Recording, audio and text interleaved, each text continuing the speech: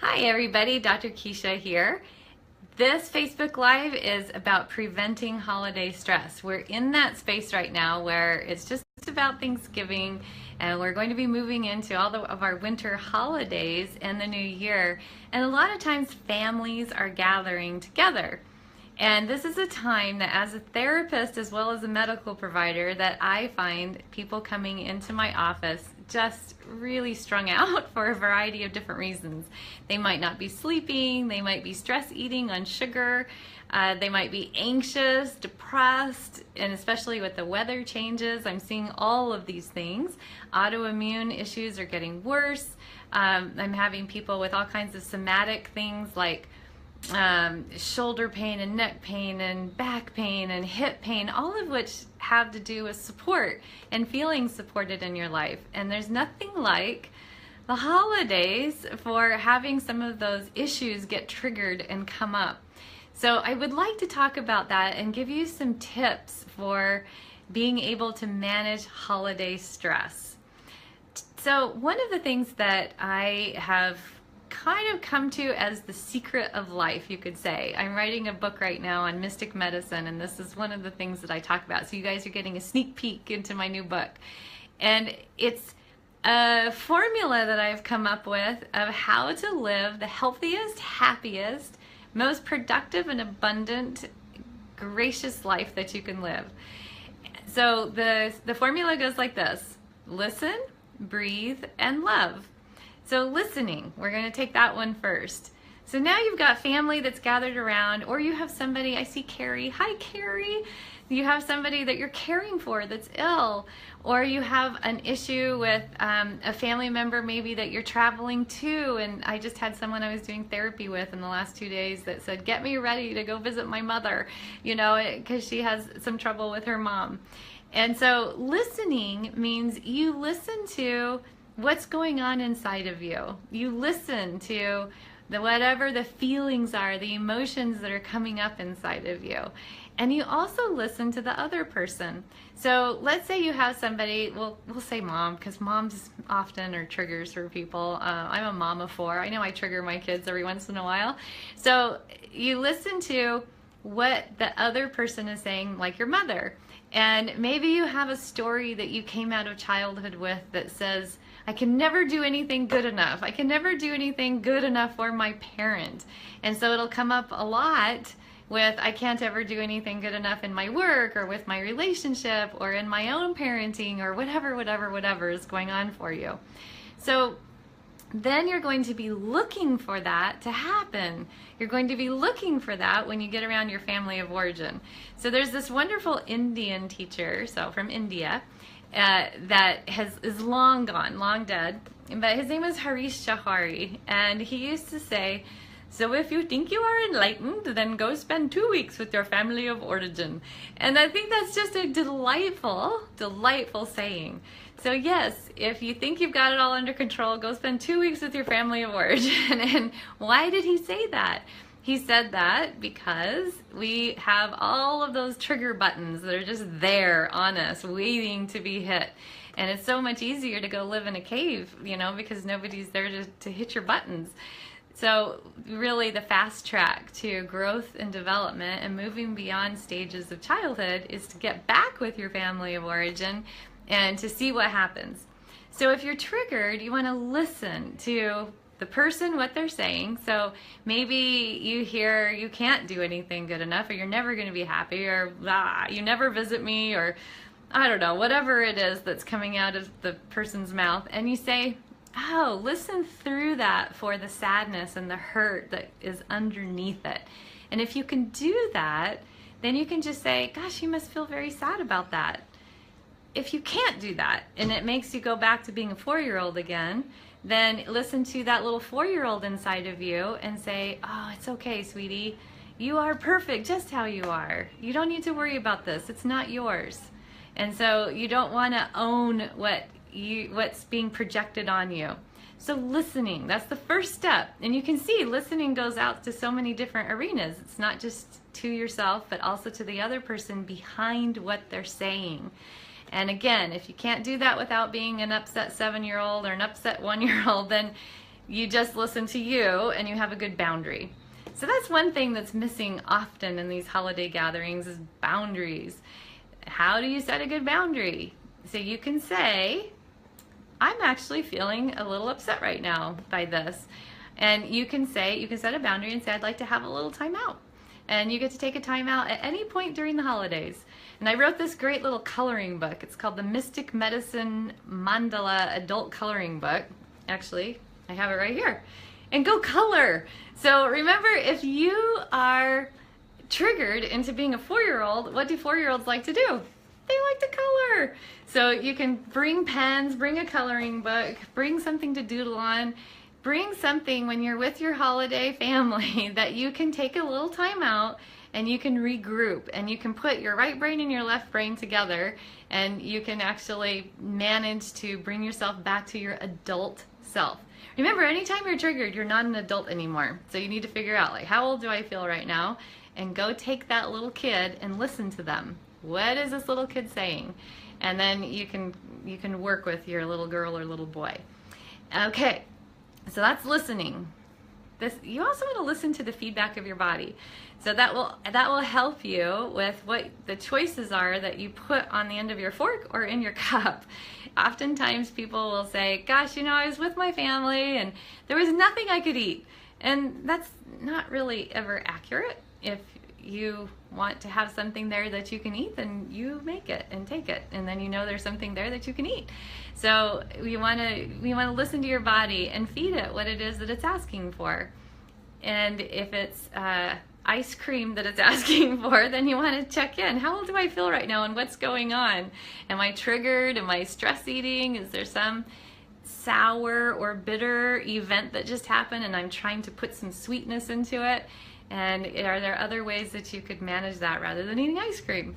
Or if you do wind up eating ice cream, don't judge yourself for it. Don't shame yourself for it. Just eat that little bit of ice cream and give it lots of blessings and lots of love and say, I'm just gonna love this ice cream right now. Because if you eat it stressfully, then it's not going to do, it's gonna actually be very counterproductive all the way around.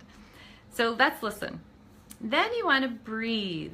So breathing is so important, and it sounds so like silly for me to say that, but actually, or kind of obvious, right? But you have these lung lobes in your lungs. You don't just have these 2 balloons on either side of your sternum.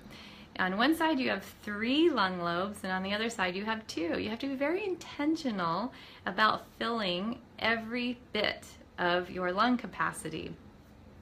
Now here's the thing about holiday stress. If you are really tense and really anxious and you're feeling like, oh, I have so much to do and not enough time, I have a lot of people that come into my office like that. It's like you're being a zebra chased by a lion and you think you're about to get eaten for dinner. You're not going to be breathing with all of your lung capacity. You're only going to be using this upper little bit, okay? And when you do that, then your body responds accordingly. It responds like you're a zebra being chased by a lion. And all of your hormones that are responsible for you feeling good, your digestive process, your memory, all of those will go away, because if you're a zebra being chased by a lion, then you have to have your focus on survival, on the horizon for that safety place. And it's not safe to stop and poop. And it's not safe to stop and reproduce and to have sex. So all of those hormones and body functions that have to do with resting and digesting or feeding and breathing will shut down. And you don't want that to happen around the holidays. It's responsible for a large part of the weight gain that happens during the holidays. So you want to keep your parasympathetic nervous system active and toned up. So one great way of doing that, again, coloring book. So remember, it allows you to relax because you're looking at these beautiful colors. You're looking at the mandala, which is a yantra in meditative practice, which allows you to just focus and center and allow your stress to fall away. So when you're breathing, make sure you breathe so that you get what I call a flabby abby. We're told as we're growing up to suck it in, to keep your abdomen tight and to sit up straight.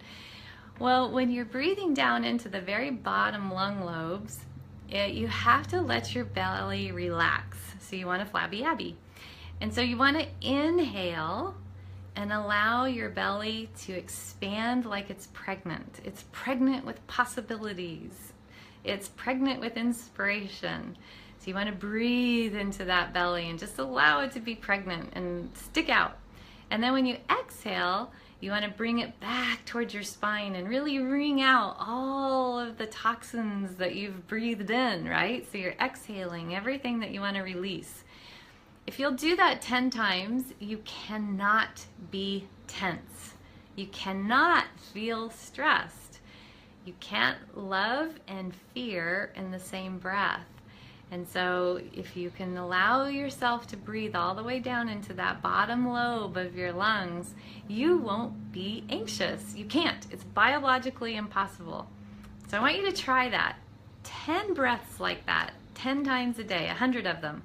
Get yourself toned up, your parasympathetic nervous system toned up, so that if you wind up having, I don't know, you're late to get to a holiday party, you have 50 things to do and only 15 minutes to do them in, you just take those 10 breaths, because no matter what, if you have 50 things to do in 15 minutes, you holding your breath isn't going to help that happen. And I realized that one day I was driving down the road, I was on the freeway, and I just remember I was in a hurry. And the ironic thing is I was picking up my children. I was in graduate school in Seattle, and I had to go to a suburb, Renton, to pick up my daughter, and I had to go to another elementary school to get my other daughter, and then I had to go to a middle school and get my son, and then a high school to get my other son, and then drive back into another suburb to Issaquah to go teach a yoga class for children, because I was a children's yoga teacher. And I remember arriving to my yoga class one day completely out of breath and just because I'd started out late from the university. And I just started laughing at the irony of it. The yoga teacher arrives stressed out because there's so many places to go to get all the kids, and then to arrive and have other mothers there with their children, and here's this yoga teacher that's just so I started thinking about that as I was driving to Issaquah with my 4 kids, and just thinking, oh my gosh, this is ridiculous. So no matter what, this time is going to pass. So if I'm going to be late, I'm going to be late. And no matter what, that will happen, and nothing I can do is going to solve that, especially holding my breath. So if I just breathe into my belly, I do my pranayama, which is Sanskrit for intentional breath, conscious breathing, then I'll get there, not, at the time I was going to get there anyway, but I will be relaxed, and I will be in the rest and digest, or feed and breathe nervous system required to teach yoga from, rather than the fight or flight. So that was a huge lesson, just how ironic it was. So I want you to remember that no matter what, you're going to be late anyway, so you may as well breathe, because it's not going to help you to hold your breath. So breathing, super important. It's feeding your cells, it's allowing your brain to be fed. You're going to be a much more effective person through the holidays if you're breathing through the holidays. Okay, so the last one is to love. And again, you can't have tension and anxiety, which are rooted in fear, and love at the same time. It's impossible. Fear and love cannot coexist in the same breath. So you have to listen to find out what's triggering you into fear. You have to breathe so that your body doesn't keep the fingerprint or the footprint of fear inside of you. And then that will bring you to a space where you can love. And of course, just like you have to listen to others and yourself and to the whole situation, you want to love others and yourself. And sometimes people will confuse love with a lack of boundaries. Again, holidays, right? So I want you to have your good boundaries, because loving yourself means having good boundaries. And again, you get to say, no, that doesn't really work for me. I could do this instead though, right? I hear that you're sad about that, but you don't apologize, right? If you have said, no, I can't do something, and it's made a family member upset. Oh, I hear that you're sad about that. But you don't have to apologize for setting a boundary. So you want to make sure that you're checking in with codependent behaviors during the holiday time. you are okay and the other person's okay, no matter what's happening. Even if this person is dying, they're still okay. Okay? And you are okay. Even if you're late or you're stressed out, you're still okay. So codependency means I'm not okay and you're okay, or you're not okay and I'm okay. That's when you're trying to rescue somebody. So you want to move out of all victim roles and rescuing roles and persecution roles that cause drama. That is the recipe for drama. So when you're actually in a love space, you can do that. It means you allow yourself boundaries, you allow yourself compassion for yourself and for others, and you realize that that doesn't mean letting go of boundaries. Everyone's okay on their path, no matter where they are, and you don't have to take on other people's stress, other people's guilt, blame, shame. That's theirs. It's not yours. And so at the end of the day, I always teach my students and my patients to forgive themselves for taking on other people's offenses. So you know how I said at the beginning, when you get around family, oftentimes you're back in the roles that you were when you were young and you're looking to be offended. So a good boundary means you're not looking for that anymore. It's not yours. And you don't have to take that on. And if you do take it on, at the end of the day when you go to sleep, I want you to forgive yourself for it, because tomorrow's another day. And you want to look for the highest and the best in yourself and in other people. And if you're not looking to be offended, it's rare that you'll be offended. And that goes for the other people. So if you offend someone else, you get to ask for forgiveness, and then you get to realize that what's theirs is theirs and what's yours is yours, and you get to keep good boundaries. All right, I hope that makes sense. That's love. That's really loving yourself and really loving the other person, because you're not enabling old codependent patterns that cause so much holiday drama. And again, if you need a timeout, this is why I wrote this at this time of year. I decided to put together 80 little mandalas so that people could take a time out, get some colored pens, and just let your mind go. Just color and look at the beauty of the mandala. Appreciate the beauty of the mandala of life that you live in. Your family is a mandala, and it's beautiful. And you have to have gray areas and black areas for contrast, for the brightness to show up.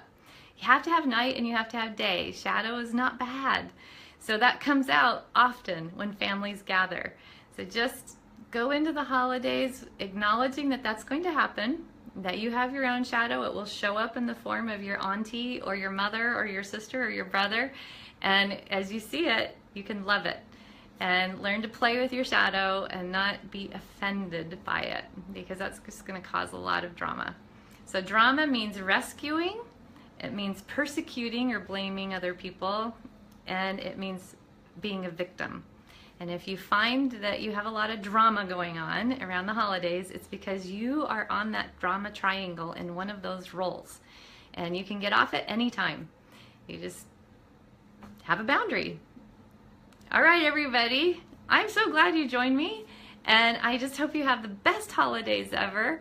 And I want you to just start each day being grateful for everything that you have and thinking about the boundaries you need to set in your life, because it actually means that you're being loving.